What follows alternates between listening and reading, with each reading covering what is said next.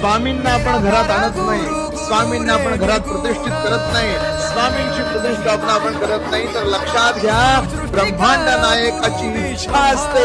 स्वामी समर्थ महाराजांची ज्यांना आपण परब्रह्म म्हणतो त्या भगवंताची इच्छा असते, म्हणून या सगळी गोष्टी होतात. महाराजांचं लक्ष असतंय म्हणून आपण त्यांची सेवा करू शकतो.